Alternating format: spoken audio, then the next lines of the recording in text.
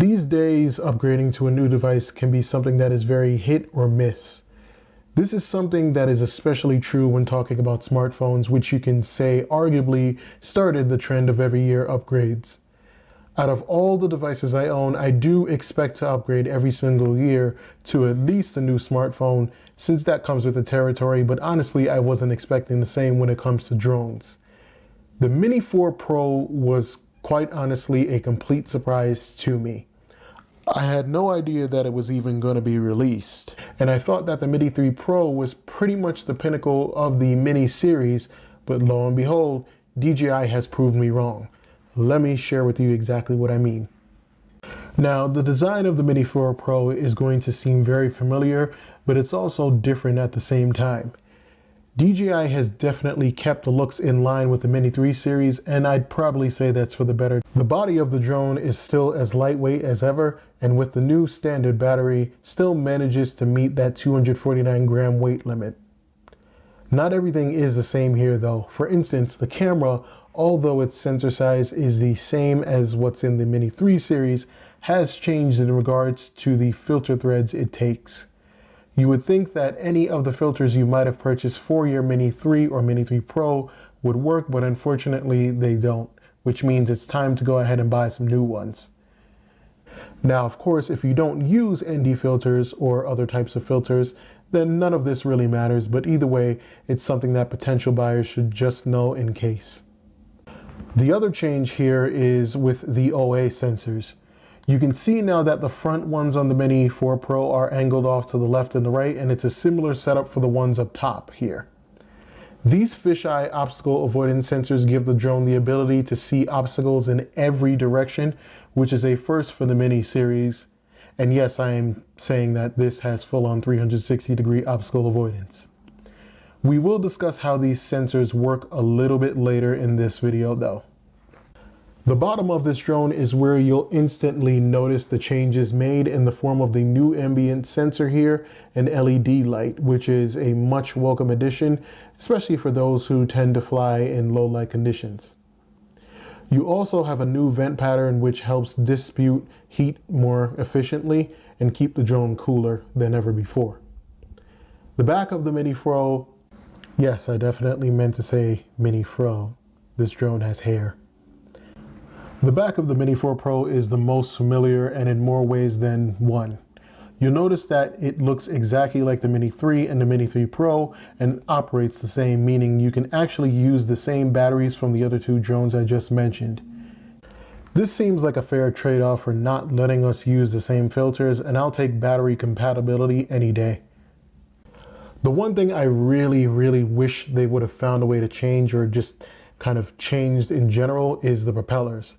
There's nothing wrong with the propellers themselves per se, but more so it's how you have to put them on. These are pretty much the same exact propellers you get with the Mini 3 series, which means you just have to be careful not to strip the screws while changing them out or break them so you don't actually have to change them out at all. The Mini 4 Pro's camera has seen some respectable upgrades in the way that it deals with harsh lighting and how it renders deeper colors. This is essentially the same exact main camera you'd get on the Air 3, so if you're familiar with the qualities of that camera setup, then you'll know exactly what to expect here. If not, then I can definitely say that there is surely a good amount of detail in the imagery produced from such a small drone, and that's still surprising to this day. The default color profile allows you to get colors that are saturated enough to be pleasing but not overly so. What's great is that if the normal color profile isn't to your liking, you now have the ability to use two other color profiles, which are D-Log-M and HLG. From the information I was able to gather, these color options, though not the highest end, can still give those who know how to utilize them some options if they choose to use them, and it's better than not having any other color choices at all. Vertical shooting is still a thing with the Mini 4 Pro, and by the looks of it will only be a thing with mini drones. I barely ever use the feature on my Mini 3 Pro, but it's nice to know that I can if need be. I'd actually prefer shooting in landscape and using the frame guide feature that you can find in the menus now. I first tested this out with the Mavic 3 and I feel like it offers a bit more in terms of framing. Another feature I never particularly cared about with the Mini 3 Pro was the 48 megapixel feature you got, and that was typically because it put out some pictures that were too dark to make out the details in. I decided to give it a go with the Mini 4 Pro and didn't expect much, but was fairly surprised. The Mini 4 Pro has definitely improved the feature, and I can now see myself using this feature to crop in on it for certain details, maybe for things like roof inspections or something similar. Slow motion isn't something I particularly find useful or use on my personal phone, nor did I use it on the Mini 3 Pro. I personally just couldn't see a use case for it, especially because it was only available in 1080p on the Mini 3 Pro. With that being said, it is something that I definitely intend to use on the Mini 4 Pro due to the fact that it has been upgraded with the Mini 4 Pro. You can now do slow motion in 4K at 100 frames per second, which gives you options in getting better quality and allowing you to crop in on that footage if need be, something that might be difficult to do with only 1080p footage. What makes this feature more enticing is the fact that you can now use it with ACTIVETRACK for some epic slow motion moments. When I was using the Mini 3 Pro, I never gave much thought to how it would actually perform in low light, given its small sensor size, but I did decide to try out the low light capabilities of the Mini 4 Pro and came away fairly satisfied. One can't expect too much from a mini drone with a small sensor like this, but I thought that it did a pretty good job for something with a sensor this size.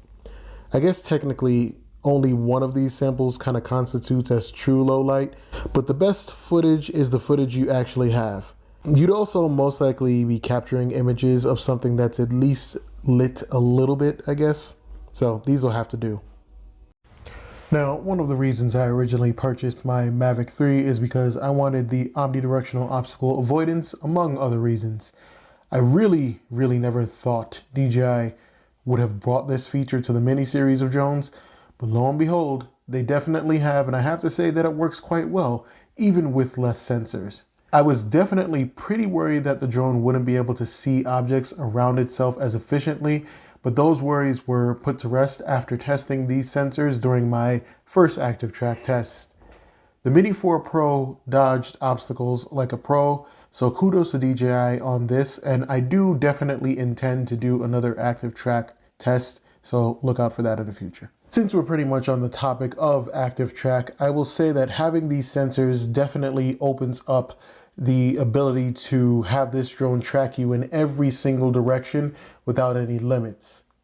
This is something you could do on DJI's previous drones that have the feature, but the implementation of it only allowed you to track in a specific direction, whereas the Mini 4 Pro is the first drone that technically comes with full-on manual 360-degree tracking in the form of a new circle-based input here. The basic idea of this new tracking feature is that you have two circles here where you can set the height and distance you want the drone to follow you, depending on which one you have set at the moment. I can personally say that ACTIVETRACK is a feature that I definitely do use a bit, and I do have to give DJI their props for thinking outside of the box and making it even better. Another very surprising feature that was added to the Mini 4 Pro is waypoints. This is pretty much that one other feature that actually made me purchase my Mavic 3, and I'm really happy that it has been brought to the Mini 4 Pro. And I also have to say that using it with a smaller drone definitely does have its advantages when trying to execute waypoints in a smaller space. DJI 04 is the new transmission system that was released first with the Air 3 and is now implemented for use with the Mini 4 Pro. In all honesty, I don't particularly see the difference, as this upgrade is more about increasing the maximum range, and I like to keep my drone in visual line of sight anyway. I guess I can't completely say that I don't see a difference, because I do enjoy the 1080p 60 FPS feed you get with the Mini 4 Pro, but that's also to say that I've never particularly had an issue with the 1080p 30 FPS feed you got with the Mini 3 Pro. I'm definitely not complaining about adding 30 more frames per second though. It's also worth noting that that 1080p 60 FPS feed you get with the Mini 4 Pro isn't consistent anyway. When you switch over to video, it dips down to a 1080p 30 FPS feed, making it the same as what you would get on the Mini 3 Pro. Now, like I said, range is not something that is particularly beneficial to me, at least not the maximum 12 kilometers that DJI O4 can achieve, but I did end up doing a range test with the Air 3 when I had it, and I was able to get a little past 9,000 feet. If you do want to see that video, I'll post it up in the right corner. Now, although that number does seem well under what DJI says drones with DJI O4 can achieve, it was made apparent to me that the minerals in the mountains might have affected the integrity of that test, so that's just a warning before you go ahead and take a look at that video if you do. The wind resistance rating for the Mini 4 Pro is basically the same as it is on the Mini 3 Pro. I haven't been able to have the Mini 4 Pro test in high winds, but I have used my Mini 3 Pro in some exceptionally high winds, and even though it does move around considerably in winds over 30 miles per hour, if you are looking for a drone that is going to stay still in the wind, I'd say you can get away with quite a bit, but this isn't really what it's actually built for in the first place, so do be careful. Now, when it comes to battery life, you're probably expecting the Mini 4 Pro to be closer to that of the Mini 3 Pro.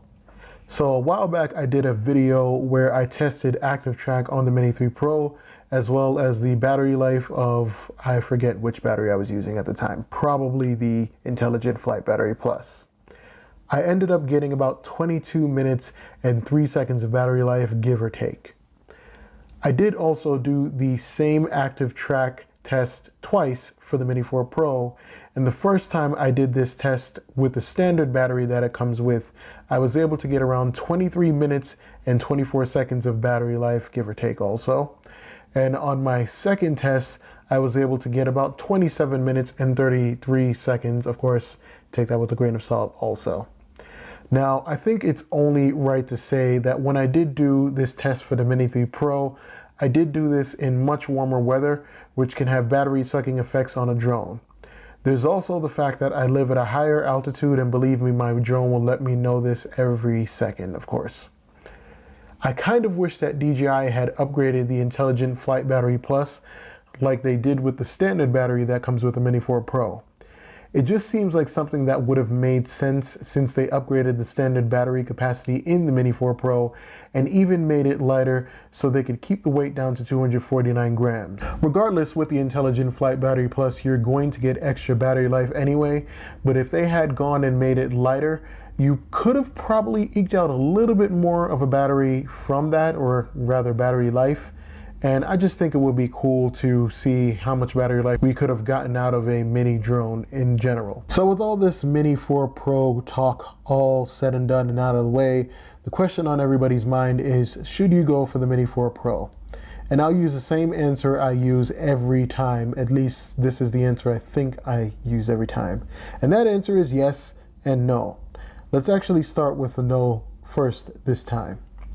The reason I would tell someone not to get the Mini 4 Pro is because the Mini 3 Pro still offers a lot of value and can be found at much cheaper prices if you look hard enough. The camera sensors on the Mini 4 Pro have definitely seen some improvements, but if you take the time to learn color grading or just learn how to edit your videos from the Mini 3 Pro in general, I'm pretty sure you can get very close to what the Mini 4 Pro can do, and maybe even match exactly what the Mini 4 Pro would look like just from camera. On top of this, it's great that the Mini 4 Pro has added pro features such as waypoints and omnidirectional obstacle avoidance, as well as tracking in other modes it wasn't available in before. But the question is, how much does that actually mean to you? How much will you actually use those kinds of features? Now, I mean, obstacle avoidance, that's something you pretty much will have to use when you use a drone, so anybody can benefit from the obstacle avoidance sensors on the Mini 4 Pro. But waypoints are something that a lot of people may not use, especially if it's their first drone or even if it's their second drone. Tracking also does work on the Mini 3 Pro in the modes that matter. Now on the flip side, I would definitely say yes. If you are someone who is going to utilize all of these features, then I can definitely say that you should go for it. I can also definitely say that I personally will be doing just that. I actually tend to use waypoints as well as ACTIVETRACK a lot, and it's good to know that I can now, especially being a Part 107 certified pilot. This drone could definitely be used for jobs that don't require as much imaging detail, since its size and expanded feature set would be much more manageable than bringing something along like the Mavic 3. If you are similar in this regard, then the Mini 4 Pro is definitely something you should consider. Even if you're not doing the things that I would do, I'd still say it's great just for a beginner to have the obstacle avoidance sensors that you get with the Mini 4 Pro, since they can see in all directions. To kind of further drive this point home, I'm going to give you all a horrible analogy that I literally thought of in 2 seconds. Since people are going to be comparing the Mini 4 Pro to the Mini 3 Pro, obviously, and I definitely do have a comparison between both of those, I'd say that it's the difference between figuring out whether you want to go ahead and buy the ingredients to make your favorite food, or go to a restaurant and basically pick up your favorite food already made. Now, if I wasn't clear on this, and I'm pretty sure I wasn't, what I'm trying to say with this analogy is that the Mini 3 Pro kind of represents the ingredients you'd have to use to cook your favorite food, while getting the Mini 4 Pro would be like getting your food from the restaurant and having it nearly to what you'd expect from it. Of course, sometimes when we do get food from a restaurant, you know, we go ahead and put our sauces on it, you know, whatever we put on there. I hate sauces on my food most of the times, but nonetheless, essentially the cooking the food is done. You don't have to do anything with said food if you don't want to. You're really right there near that finished product. Now, of course, none of this probably makes sense in any way, shape, or form, but I thought I would try, and I guess I'm going crazy. Maybe senile. I am getting older. Not that older people go senile automatically, but yeah. Now, without confusing you all further and potentially contradicting myself even further, I would really say that with the Mini 4 Pro, the Mini series is finally Pro in capital letters, like Pro. When the Mini 3 Pro came out, it did bring with it some Pro features, but all in all, it left me, and I'm pretty sure a lot of you, wanting more. DJI has definitely delivered with the Mini 4 Pro, and I can now say again that this is the first drone in the Mini series that is Pro, capital letters, all just Pro. Maybe they can rename the Mini 3 Pro to something like the Mini 3 Plus, and I'm kind of wondering how many times I just said Pro. Anyway, with all that being said, and rambling aside, I hope you did learn something from this review. I hope I have provided you with some useful information. Let me know in the comments if you'll be going for the Mini 4. I'm not going to say the end of that title because I said it enough. And if you are going for a Mini 4, you know what? I would definitely appreciate you checking out the affiliate links I have in the description. These are only if you're going to purchase it off of Amazon, but it does definitely help me and this channel grow a lot more, yada, yada, yada, all the stuff a regular YouTuber would say. And of course, it does not cost you anything to purchase from these affiliate links. They're just associated with me and whatever money I get from it, just being truthful. Anyway, with all that being said, wherever you are in the world, have a great morning, a great afternoon, a great evening, or a great night, and I will see you in the next video. Pro. All right, I'm done.